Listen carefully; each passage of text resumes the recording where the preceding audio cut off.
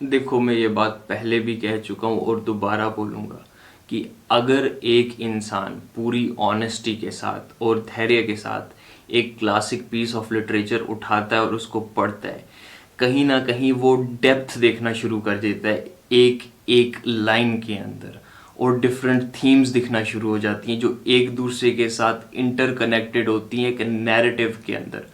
और वो नैरेटिव पढ़ते हुए जो वो पर्सपेक्टिव्स और फिलॉसफी गेन करता है ना, that is just beyond insane. और उसकी बेस्ट एग्जांपल अभी तक मेरी जो है वो है ब्रदर्स कैरामजोव बाय दोस्तोयेव्स्की। देखो, थोड़े दिन पहले ना मैंने इसमें से एक थीम उठाई थी रिस्पॉन्सिबिलिटी, और उसके ऊपर एक वीडियो बनाई थी जो एंड स्क्रीन पे आपको दिख जाएगी। एंड आई वॉज शॉक्ड जब कुछ पेजेस आगे जाके उस थीम को उठा के नैरेटिव के अंदर जितने सही तरीके से एग्जीक्यूशन किया गया है एक डिफरेंट थीम के साथ, it just blue away my mind. And आज बात करने जा रहे हैं उसी दूसरी थीम के ऊपर जिसका नाम है understanding the psychology of miserable people. And video में आगे बढ़ने से पहले मैं एक बात कहना चाहता हूँ आज कि थैंक यू सो मच यार to all of the people जो लोग कमेंट सेक्शन में इतना सपोर्ट दिखा रहे हैं, डीएम्स में बात कर रहे हैं। I am really grateful to all of you and I hope कि आप सब बढ़िया कर रहे हो लाइफ के अंदर। Now moving back to the video, थोड़े दिन पहले मैंने बात की थी इस थॉट की कि हर एक इंसान कैसे हर एक इंसान के लिए और दुनिया में हर एक चीज़ के लिए रिस्पॉन्सिबल है, राइट। थोड़ा सा आगे जब हम चलते हैं नैरेटिव में, जहाँ पे फादर जोशीमा पास अवे कर जाते हैं, वहीं पे उस पॉइंट पे पहले तो हम देखते हैं हिपोक्रेसी लोगों की जो कहीं ना कहीं जेलस थे फादर जोशीमा से, या कहीं ना कहीं उनके अंदर एक हीन भावना आती थी कि लोग इसकी तरफ अट्रैक्ट क्यों हो रहे हैं। मैं मोनेस्ट्री के लोगों की बात कर रहा हूँ, मैं उन लोगों की बात कर रहा हूँ जो बाहर जेलस होते थे। वो लोग एक बहाना ढूंढ देते हैं कि इसकी बॉडी जल्दी डिकम्पोज हो रही है, and then they start casting stones, क्योंकि कहीं ना कहीं उन्हें एक एक्सक्यूज़ चाहिए कि एक इंसान जिनको लोग इतना प्रेज कर रहे हैं उस इंसान को नीचे कैसे खींचा जाए, अपने लेवल पे कैसे लाया जाए, बिकॉज दे फील मिजरेबल। अब the beauty of Dostoevsky narrative is so amazing कि थोड़ा सा हम आगे जाते हैं, क्योंकि सफरिंग भी दिखानी है लाइफ की, इनजस्टिस भी फील करवानी है हमें, तो कहीं ना कहीं अलियोशा जो स्टूडेंट रहा है फादर जोशीमा का, वो रो रहा होता है, दुखी होता है, बिकॉज ऑफ द फैक्ट कि वो हिपोक्रेसी जब देखता है लोगों की, उसे कहीं ना कहीं एक सेंस ऑफ इनजस्टिस फील होता है, एक डिवाइन सेंस ऑफ इनजस्टिस कि भगवान ऐसा क्यों करेगा। And then all of a sudden Rakitin उसके पास आता है, उसको उस पॉइंट पे सिड्यूस करने की कोशिश करता है फ्रॉम डिफरेंट प्लेजर्स, राइट।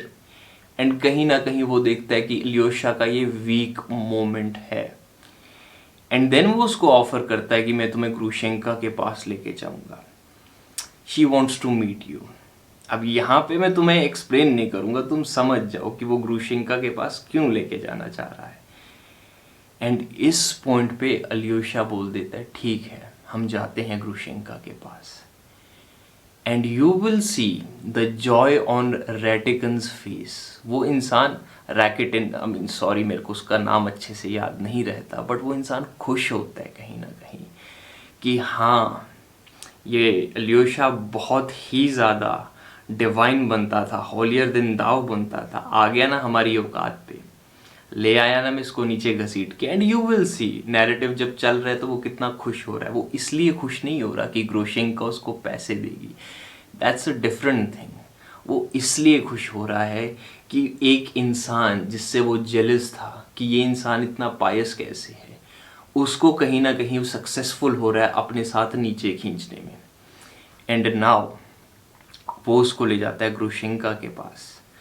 कहीं ना कहीं ग्रुशेंका भी खुश होती है, फाइनली ये लड़का जो मोनेस्ट्री में रहता था, जिसको लोर करने की, सिड्यूस करने की मैंने इतनी कोशिश की बट मैं नाकाम रही, ऑल ऑफ अ सडन ये मेरे ल्योर में आ चुका है। वो उसके पास जाके बैठती है, फिर उसके घुटने पे बैठती है, and then all of a sudden something happens. Alyosha अपने वीक मोमेंट से क्लिक होता है जस्ट बिकॉज ग्रुशेंका उसको सार्कास्टिकली या फनीली ये बोल देती है कि आई लव यू।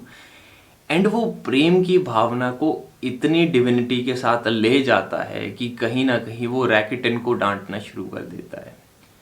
एंड इसकी एक छोटी सी प्रेम भरी भावना को इतना अप्रिशिएट करना शुरू कर देता है, इस ग्रुशेंका को वो एक ह्यूमेन तरीके से देखना शुरू कर देता है। जैसा कि मैंने पिछली वीडियो में कहा था, तुम जिस भी इंसान से मिल रहे हो, अगर तुम उनकी लाइफ में एक एक्सपीरियंस नेट पॉजिटिव का लाते हो अपने इंटरेक्शन के साथ, कहीं ना कहीं नो मैटर वो इंसान कितना रिजेंटफुल हो, नो मैटर वो इंसान कितना मिजरेबल हो, जैसे इस पॉइंट पे ग्रुशेंका है, इसकी ज़िंदगी के एक्सपीरियंसेस बहुत ख़राब रहे हैं। एंड आई फील दैट कि हर एक इंसान जो कहीं ना कहीं मॉन्स्ट्रोसिटी की तरफ, साइकोपैथी की तरफ गया है, उसके लाइफ के एक्सपीरियंसेस ऐसे रहे हैं, या तो चाइल्डहुड में उसकी ग्रोथ नहीं हो पाई सही तरीके से, या कहीं ना कहीं आके ऐसे एक्सपीरियंसेस उसको मिल गए हैं कि वो इंसान ब्रेक बैड कर जाता है, गिव अप कर देता है होप पे। एंड वो चीज़ ग्रुशेंका के साथ हुई।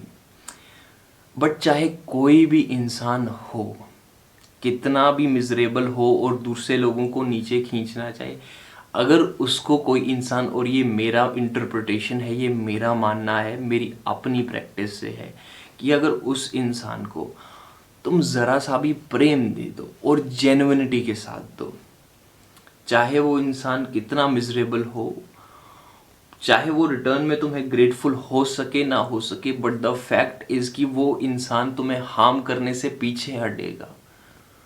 क्योंकि कहीं ना कहीं उसको कॉन्शियस में ये फील तो होगा कि किसी इंसान ने बिना किसी रीज़न के, बिना किसी बायस के मुझे सही तरीके से, एक ह्यूमन तरीके से ट्रीट किया, जिस तरीके से मैं भी नहीं कर पा रही। बिकॉज ग्रुशेंका, अगर तुम देखोगे, सेल्फ लोदिंग से भरी हुई है। वो इस पॉइंट पे अलियोशा को भी कह रही है, don't call me someone nice, because she is filled with self loathing. And at that point जब अलियोशा उसको लव शो करता है, अफेक्शन शो करता है, तो वो जितनी भी उसकी मॉल इंटेंशंस होती हैं, जितने भी नापाक इरादे होते हैं ग्रुशेंका के, कहीं ना कहीं वो विदर अवे हो जाते हैं।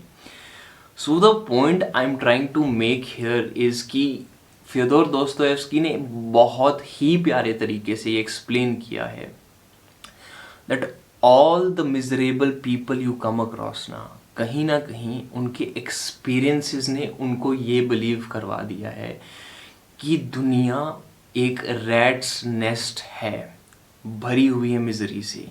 एंड द ओनली वे जिस तरीके से तुम जिंदगी में अपना प्रॉफिट बना सकते हो, अपने प्लेजर्स ले सकते हो, वो दूसरों को एक्सप्लॉइट करके है, जो एक बहुत ही माकियावेली ट्रेट है। कहीं ना कहीं तुम ये फील कर रहे हो कि पावर गेन करने के लिए, सेल्फ इंटरेस्ट गेन करने के लिए दूसरों को एक्सप्लॉइट करना ज़रूरी है, नहीं तो वो हमें एक्सप्लॉइट करेंगे।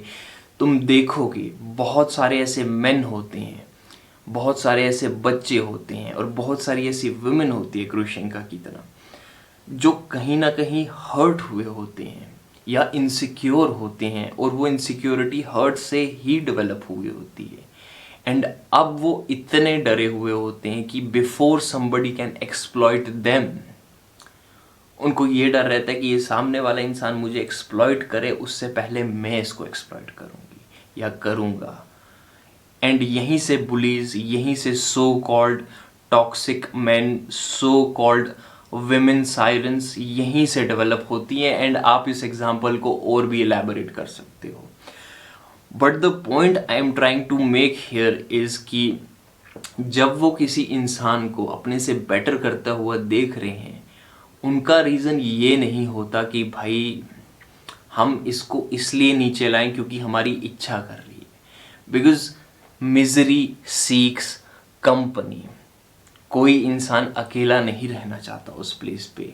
एंड कहीं ना कहीं आई फील कि सबकॉन्शियसली वो एक डर है कि मैं यहाँ पे इस प्लेस पे अकेली हूँ या अकेला हूँ और मैं मिजरेबल हूँ। वो इंसान वहाँ पे है, I would better bring that person down.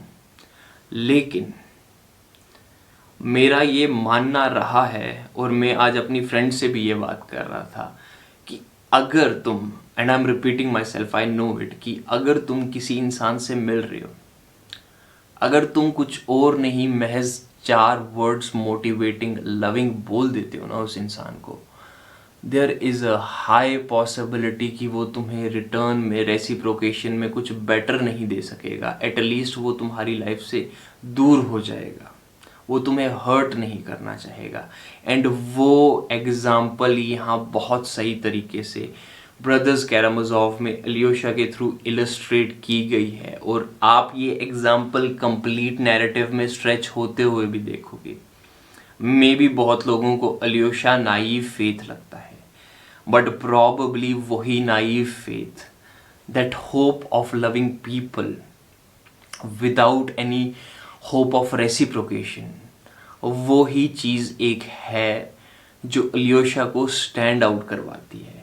वही एक चीज़ है जो लोगों को उसकी तरफ एक ग्रेटफुल एटीट्यूड से देखने की कोशिश करवाती है। The point I am trying to make here is, जो मैंने अपनी बुक में भी लिखा हुआ है, जो बहुत जल्द पब्लिश होने वाली है, एंड जैसे ही पब्लिश हो जाएगी नीचे डिस्क्रिप्शन में होगी, कि डोंट सीक लव यार। ये मत एक्सपेक्ट करो कि लोग तुम्हें प्यार करें। Come from a place of abundance. जब तुम अबंडेंस के साथ आना शुरू करोगे ना, तुम्हारी मिजरी अपने आप एलिवेट हो जाओगे तुम उससे। कहीं ना कहीं जब तुम ये फील करोगे कि मैं दुनिया को क्या ऑफर कर सकता हूँ, how I can make this world a little bit better, कहीं ना कहीं, एंड जब वो चीज़ तुम करना शुरू कर दोगे, इवेंचुअली यू विल सी कि जब तुम अबंडेंस प्रोवाइड कर रहे हो ना, तुम्हें भी रिटर्न में अबंडेंस मिलेगी।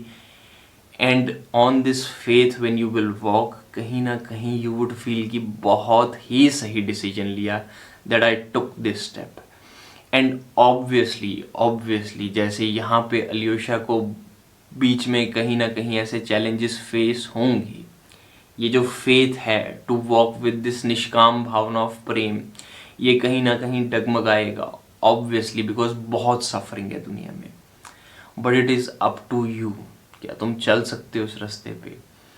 एंड अगर चलोगे, so the probable thing is redemption. यही चीज़ भगवत गीता में भी लिखी है, जब मुक्ति की बात निष्काम कर्म से आती है। यही चीज़ तुम दोस्तोयेवस्की में देख लोगे, जो चीज़ उठती है कहीं ना कहीं क्रिश्चियन डॉगमा से।